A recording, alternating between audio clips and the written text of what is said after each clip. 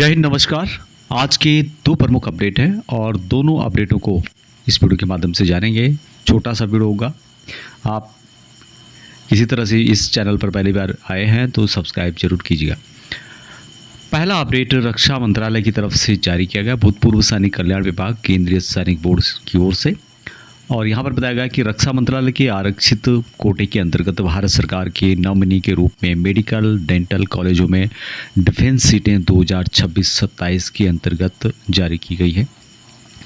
निम्नलिखित श्रेणियों के सैनिक कर्मियों के पुत्रों पुत्रियों विधवाओं से उनके सम्मुख दर्शाई गई प्राथमिकता के अनुसार मेडिकल कॉलेजों और डेंटल कॉलेजों की स्वास्थ्य मंत्रालय से उतनी सीटें आवंटित हों, वे प्रवेश के लिए आवेदन आमंत्रित किए जाते हैं। प्राथमिकता किस तरह से यहाँ पर दी जाएगी? सबसे पहले जो प्राथमिकता है ये दी जाती है युद्ध कार्रवाई के दौरान शहीद हुए रक्षा कर्मियों की विधवा आश्रित को पहली प्राथमिकता होती है। दूसरी प्राथमिकता युद्ध कार्रवाई के दौरान अपंग हुए तथा सेना से बोर्ड आउट हुए जो रक्षा कर्मियों के आश्रित हैं उनको दी जाती है।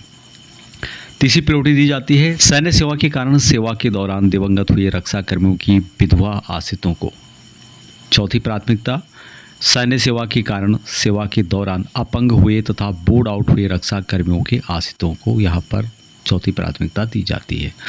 उसी तरह से अगली प्राथमिकता पांचवी वीरता पदक प्राप्त सेवारत सैनिक और भूतपूर्व सैनिक के आश्रित को यहाँ पर दी जाती है। अगली प्राथमिकता भूतपूर्व सैनिकों के बच्चों को दी जाती है और नेक्स्ट में है पत्नियों को। अगली प्राथमिकता है युद्ध कार्रवाई के दौरान अपंग हुए सेना से बोर्ड आउट हुए रक्षा कर्मियों को। उसके बाद है सैन्य सेवा के कारण सेवा के दौरान अपंग हुए हो तथा बोर्ड आउट किए गए रक्षा कर्मी। उसके बाद प्रायोरिटी है वीरता पदक प्राप्त सेवारत सैनिक और भूतपूर्व सैनिकों को। उसके बाद है सेवारत सैनिक के बच्चों को, सेवारत सैनिकों की पत्नी को। उसके बाद है आगे इसमें बताया गया है कि उम्मीदवारों के लिए आहर्ता यानी कि क्या महत्वपूर्ण है उम्मीदवारों के लिए यहाँ पर आपका सिलेक्शन के लिए। सबसे पहले कि भारत सरकार की नॉमिनी हेतु आरक्षित केंद्रीय सीटों के लिए आवेदन करने वाले अभ्यर्थियों का चयन एनटीए द्वारा आयोजित जो नीट 2026 अभी हुआ था उसमें उनके द्वारा प्राप्त अंकों के आधार पर दिया जाएगा। नीट में अनुत्तीर्ण अभ्यर्थी यहाँ पर आवेदन न करें। अगला है कि सिविलियनों के बच्चे इस योजना के पात्र नहीं है, इसलिए वो आवेदन न करें। और सभी अभ्यर्थियों से निवेदन है कि केंद्रीय सैनिक बोर्ड की वेबसाइट www.ksb.gov.in पर आपको ऑनलाइन आवेदन करना होगा। सेवानिवृत्त कर्मी एलिजिबिलिटी सर्टिफिकेट को अपने राज्य सैनिक बोर्ड और जिला सैनिक बोर्ड से हस्ताक्षर करा करके और जो सेवारत कर्मी हैं उनको P5, P7, P8 और P9 रिकॉर्ड ऑफिस तथा OC या फिर CO से हस्ताक्षर करा करके इन सभी संबंधित दस्तावेज एवं फोटो के साथ अपलोड करना होगा। इससे संबंधित भारत सरकार के द्वारा मिनिस्ट्री ऑफ डिफेंस के द्वारा भी एक लेटर जारी किया गया जिसका डिटेल्स आप यहाँ पे देख रहे होंगे।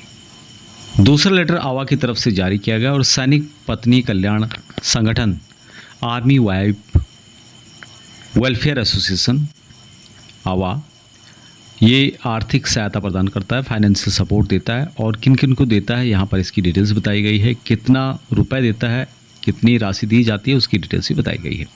छात्रवृत्ति आवा निम्नलिखित श्रेणियों के विद्यार्थियों की मदद करता है। पहला यहाँ पे है जो महिलाएं अपने पति की सेवानिवृत्त होने के बाद विधवा हो गई हों और उनके बच्चों को शिक्षा छात्रवृत्ति दी जाएगी। अब यहाँ पर कितनी छात्रवृत्ति दी जाती है उसकी डिटेल्स यहाँ पे बताई गई है। क्लास 1 से लेके 8 तक 10,000 रुपये पर चाइल्ड अप टू 2 चिल्ड्रन तक इन 1 एकेडमिक ईयर, यानी कि साल में एक बार एक बच्चे के लिए 10,000 रुपये और 2 बच्चों के लिए 20,000 रुपये तक दिया जाता है। क्लास 9 से लेके 12th तक 14,000 रुपये पर child up to 2 children in 1 academic year. 14,000 रुपये एक बच्चे के हिसाब से 2 बच्चों को दिया जाता है और साल में 1 एकेडमिक ईयर के अंतर्गत एक बार दिया जाता है। ग्रेजुएशन के लिए 20,000 रुपये पर चाइल्ड दिया जाता है और यहाँ पर भी 2 बच्चों के आप ले सकते हैं 1 एकेडमिक ईयर के अंतर्गत। पोस्ट ग्रेजुएशन के लिए 25,000 रुपये पर बच्चे के हिसाब से दिया जाता है। 2 बच्चों को ऑथराइज है एकेडमिक ईयर जो 1 साल होता है उसके अंतर्गत। जो भी यहाँ पर प्रोफेशनल कोर्सेज हैं जिसमें कि 50,000 पर चाइल्ड दिया जाता है, यहाँ पर 2 बच्चों के लिए आप 1 लाख रुपये तक ले सकते हैं 1 एकेडमिक ईयर के दौरान। कुछ महत्वपूर्ण बातें जो कि सभी को जाननी यहाँ पर ज़रूरी है। सबसे पहले यहाँ पे है कि जो महिलाएं अपने पति की सेवानिवृत्ति होने के बाद विधवा हो गई हों, उनके अनाथ बच्चों को भी छात्रवृत्ति की उपयुक्त राशि ही मिलेगी। दूसरा है कि जो अशक्त जवान चिकित्सा कारणों से सेवानिवृत्त मुक्त कर दिए गए हों और उन्हें कोई पेंशन नहीं मिल रही हो, उनके बच्चों को उपयुक्त राशि दी जाएगी। नेक्स्ट पॉइंट है कि सेवानिवृत्त होने के बाद विधवाओं और चिकित्सा कारणों से सेवा मुक्त हो गए अशक्त जवानों के जो बच्चे तकनीकी शिक्षा प्राप्त कर रहे हैं, उन्हें अधिकतम 50,000 रुपये की तकनीकी शिक्षा अनुदान के रूप में दिया जाएगा। इनकी ट्यूशन फीस की पूरी राशि की जो प्रतिपूर्ति है तकनीकी शिक्षा निधि से की जाएगी।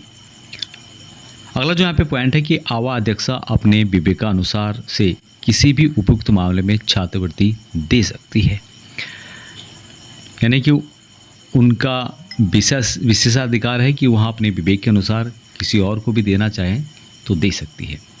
अब यहाँ पर डॉक्यूमेंट कौन कौन से रहेंगे? सबसे पहले कि विधवा आश्रित की पहचान पत्र की फ़ोटो प्रति।